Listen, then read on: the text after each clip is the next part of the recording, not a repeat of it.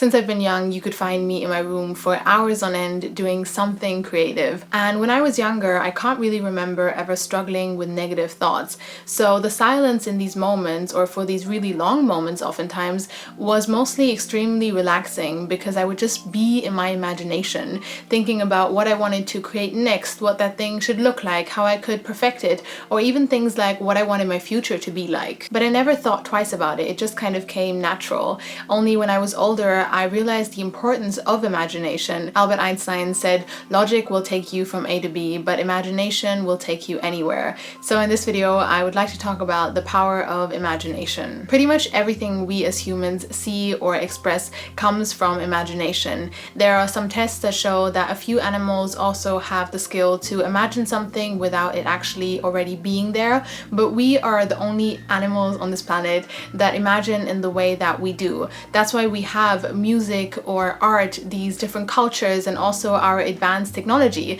They're all things that people thought about before they were actually there and then put into reality. I think it all starts with acknowledging that imagination is important, because if you see it as only a dream reality or unrealistic thoughts, then it's not having the effect that it can actually have. There is a quote that says, "Beware of minimizing imagination by equating it to a game of pretend. Every single creation in existence, from the Great Wall of China to the first flight to the moon, was a byproduct of imagination." But why is this so? Isn't imagination just a game of pretend? Why is it actually important? The first thing is that it can change your expectations. Let's say there's an older man who is looking for a partner after being single for 10 years and desperately wanting to meet someone. After all these years, he's probably not expecting that that will ever change in the future because he hasn't seen anything else for so long. But then he starts opening up his imagination to this potential future partnership, and he thinks about how this woman would look like, what they would do, where would they go. And so even though nothing around him has changed, through his imagination he can actually change his expectation of what's going to happen. And so the next time he meets someone, he doesn't just immediately ignore the person, but he gives this imaginary lady a chance, and maybe they start talking and they get along really well, and then they live happily ever after. I'm kidding, obviously, but I think you know what I mean. Very often what we expect from a situation can also determine what actually ends up happening in the end. High achievement always takes place in the framework of high expectation, which ties into my next point, confidence. Let's talk about the same example with this guy. Actually, let's give him a name just for the fun of it. How should we call him? Charles. So Charles, because of his previous dating experience, doesn't feel very confident anymore to approach women because he's been rejected so many times. But then Charles starts to imagine how that could turn out differently.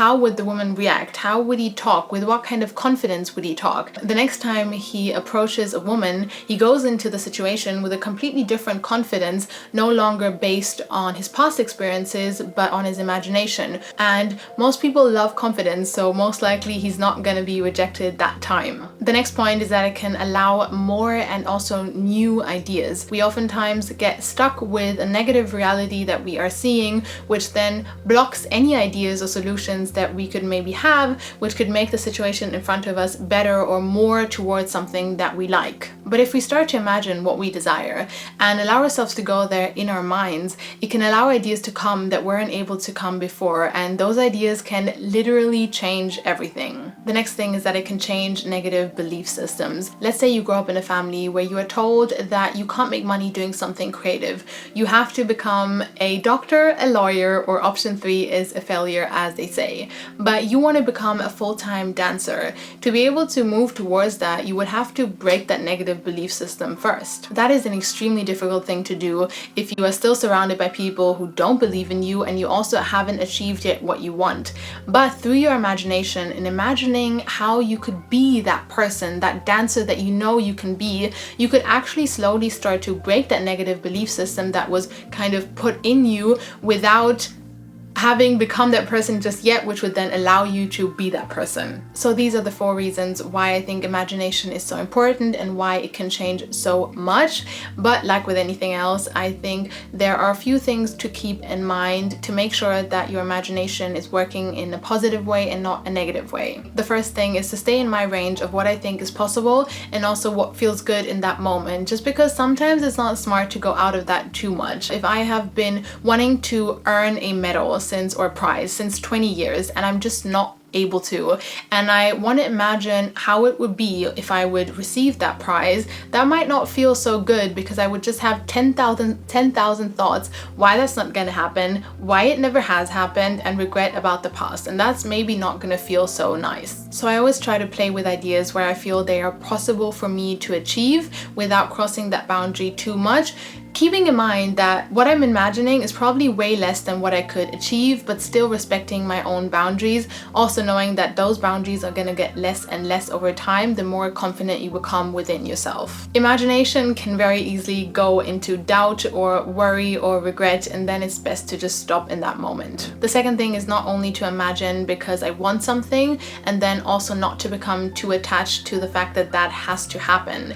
I've come to realize that the focus should more be the feeling that is created or the excitement that is created through the imagination rather than the details that has to happen someday. Imagining our future or our plans can make us feel more confident or more excited or happier in that moment, and sometimes that's enough. It doesn't always mean that exactly that imagination has to come true, because feeling happier can never go wrong, and it will lead to the next thing and the next thing and the next thing, and most likely we end up in situations that we didn't imagine. But that's also the fun of life sometimes, that we don't know what's gonna happen. So this is all for today regarding this topic, imagination. I really enjoyed talking about this just because I'm super passionate about this topic, and I use these things a lot in my own life because I think they work really, really well.